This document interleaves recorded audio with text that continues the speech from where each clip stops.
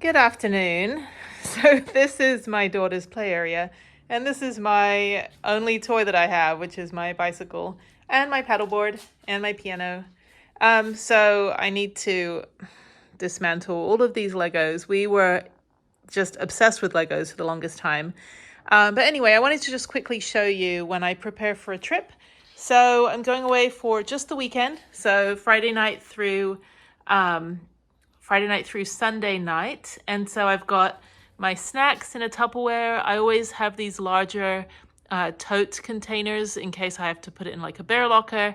But there's no bears in Arkansas, so not that I know of, not dangerous ones. I have my Jennie 500, which is what I originally had with the van, and then I upgraded to the Bouge RV. I've got my nicely washed hiking boots, which are Salomon, and these are actually men's boots. So I have two pairs. I have a summer pair and a more sturdier pair, and I actually like Salomon because they're pretty much unisex. So even if you get the men's shoes, they're just very, very well made and very good for all kinds of terrain. And then I just have my clothes that I washed, extra stuff, and a few things to put in the van, and then my computer bag, so I can take my laptop with me. And then in the fridge, I've got the cold items that will go in my fridge. In my fridge in my house will go in the fridge in the van. And then in the van, it's already fully packed for, several weeks actually of working out and hiking and biking and all that good stuff. So I luckily just have to put this in the van. So I'll go get the van tomorrow early in the morning, and then that way when I'm done with work on Friday night, I can just hop in the van, put this in, and then head on my way. So yeah, so very, very easy. And, it's kind of like a well-oiled machine at this point. This debacle, which is my, whatever's going on over here, this is my hurricane project. So next time we have a massive hurricane and my entire street, which is outside, gets flooded again, and I'm stuck in my house for 3 days, I will dismantle Legos and organize them by color. So yeah, so that's basically it. I need to just oil up the bike.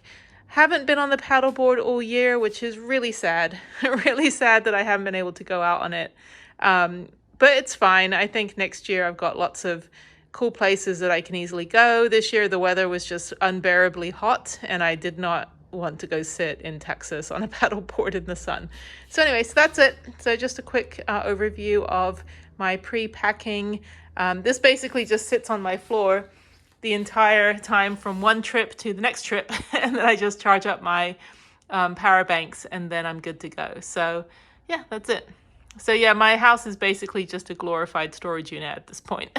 So it's all good. And then I've got my other piles over here for like my winter trip. I'm starting to accumulate my winter boots and my bigger secure backpack and a towel and some winter clothes as well. And then I've also got a cover for my bike for inclement weather. So yeah, so that's basically like the next pile for the next trip. And then on my piano, which I obviously haven't played in a while, I just leave all of my printouts for each trip in little piles, and then I can just grab all of the tickets and parking passes and itineraries that I plan, and then that way I'm good to go. So yeah, so that way I don't have to think about it. I can just concentrate on work. And then when it's, the work day is over and the weekend comes around, or the holiday time comes around, I can just pack up the van with this and heavy right foot and get on the road. Good morning. It is 5 a.m. Why is it so early right now? Oh, that's a bright headlight you have there, sir. So this is just a typical example of when you're a weekend warrior. I work full-time and have a family, and so I mostly travel on the weekends and then tack my vacation time onto like national holidays and things like that.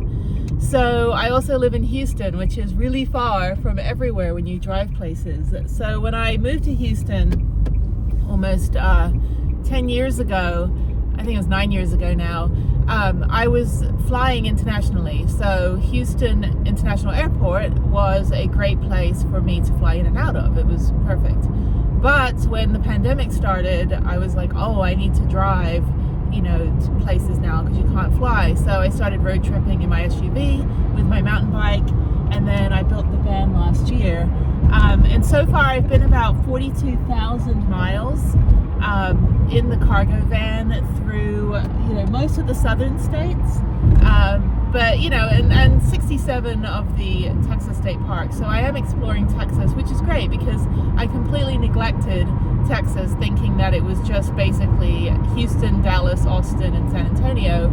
I didn't realize that the state is absolutely, completely beautiful and so diverse.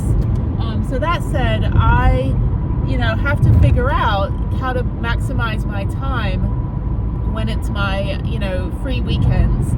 So, for example, this is pretty much how I do it. So, it's a Friday, and tonight I'm going to leave and go to Arkansas and Oklahoma for the weekend, which is, you know, you have to drive to another state pretty much if you live in Texas. Like, 1,000-mile drive is just a leisurely, you know, weekend Sunday drive.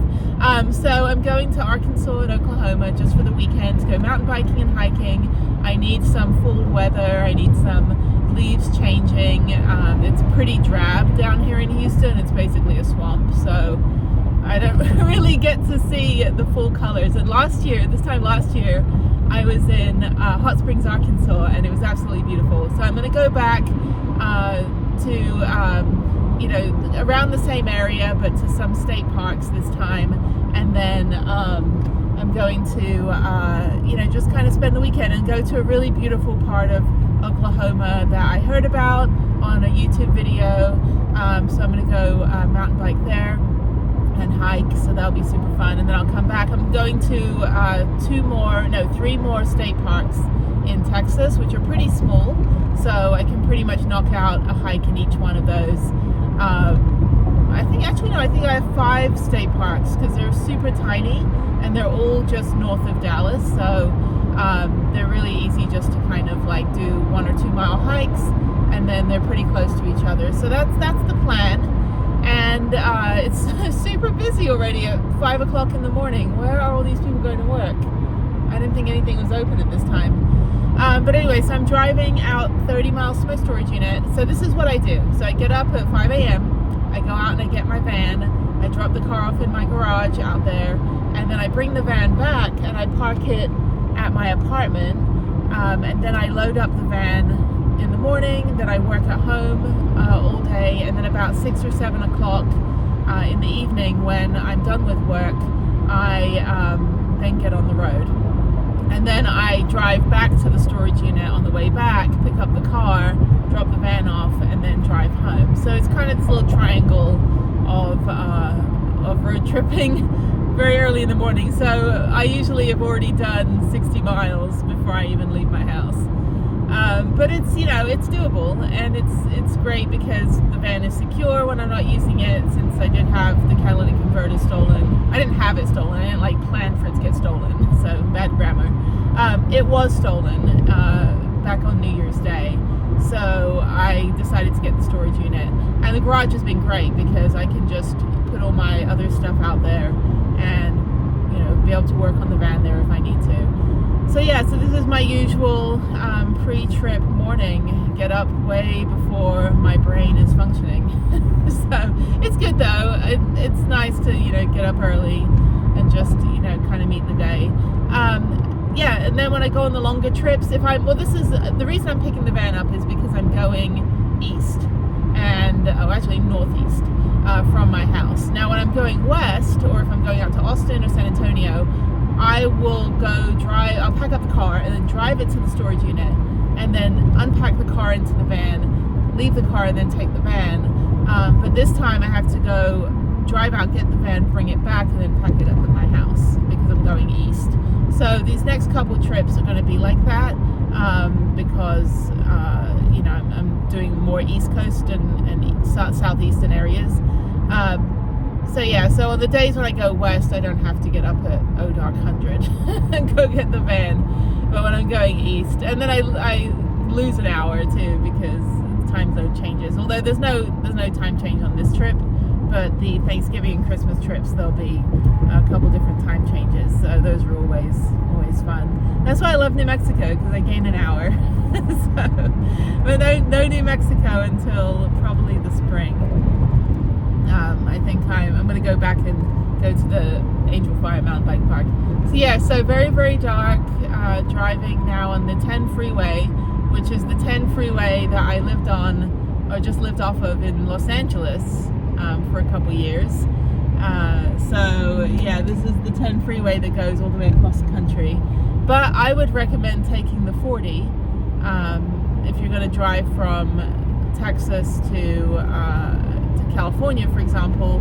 The 10 is fine. There's not a lot between 100 miles west of San Antonio and then El Paso, but if you take the 40, you get to go through some really cool places. You get to go up through Amarillo. You can go to Paladuro Canyon, which is not too far. It's like 30 minutes away from Amarillo. You go through Tucumcari, which is where they based the movie Cars, the Disney movie Cars, off of that. And then you go through Albuquerque, and then once you get from, like, and then there's Petrified Forest is just off the 10 freeway. There's a lot of really cool things. People think it's boring, but I found some pretty good hidden gems.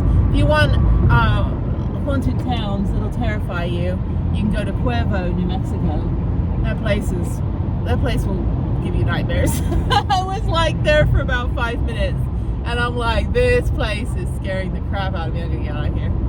So there's a lot of these like abandoned towns. Arizona has tons of them, these old mining towns that are like, you know, population 7 and really haunted, and it's kind of eerie. So anyway, okay, so I am now heading out, and that's it. So I just wanted to show you kind of my pre-packing at home, and then getting up at ridiculous o'clock to go get my van. This is horrible. No, actually it's fine. I'm already energized. I already had my smoothie, had my cup of chai, and once I get the van, I'll go back and probably take a quick nap for about 30 more minutes, since it's so early, and then I'll get on the computer and do my work.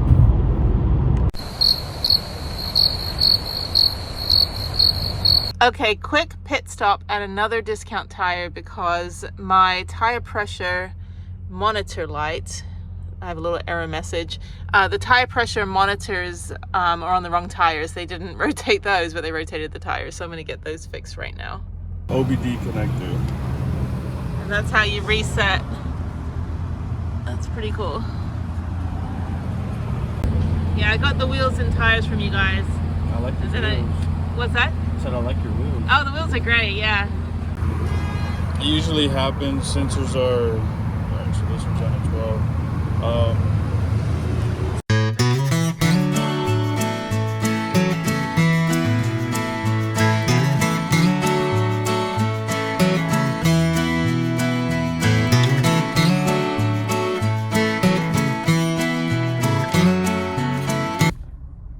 Good morning, well, good afternoon. I'm on my lunch hour, and I was going to go get some food, and then I realized that there's early voting. So, as not sounding as American, I'm actually an American born abroad, which is one word, not two. So my parents are from New Jersey, and I was born in London, but I'm actually a natural born American citizen, according to the definition. And so I'm going to go vote right now at Houston Community College. Last year, they like literally shoved the voting machine into my car because of COVID. We had to do it while we were in our car. And I'm sitting there like, you know, with this gigantic voting machine on my lap. And of course, you can't film the voting process, right? So that's why I'm in the parking lot right now. But I was like, what the actual hell? This thing was huge. It was literally the podium that you stand at. They just put it through your car window. It's pretty funny. So I'm going to go vote. It's the midterm elections, but there's a lot of people that we need to get rid of, like especially here in Texas. So, you know, I might have to use like my middle finger to press the buttons because there's a lot of bad politics here. I mean, shit, as a woman, I have no rights to like make any decision about my body. And, you know, it's like My body is decided by men that I don't know. How sad is that? Anyway, so I'm going to I'm gonna go vote right now and then go get some food. So this is what voting in America looks like. It used to be that you got assigned a polling place, at least in California, but here in Texas, you can vote anywhere in your county.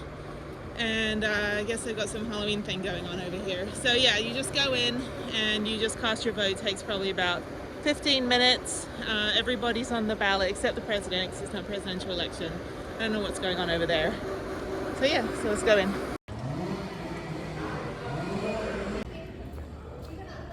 So I'm at the Houston Community College. This is a really nice college. I have no idea where I'm supposed to go. I'm gonna go to vote. Is this like Halloween? Are you sure it's through here? This looks kind of scary. Well, I mean, it's voting and, you know, politics. No, I'm voting. But I feel like this is indicative of politics, all of this scary stuff, so. It's funny, go through a haunted house.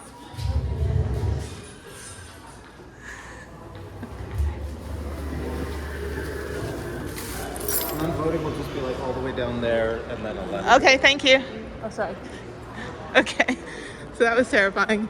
All right, so I'm gonna go down here. This is a really nice college. I kind of want to just like take a class for like the hell of it. Oh look, We the People. I don't know if anyone in our politics ever read that.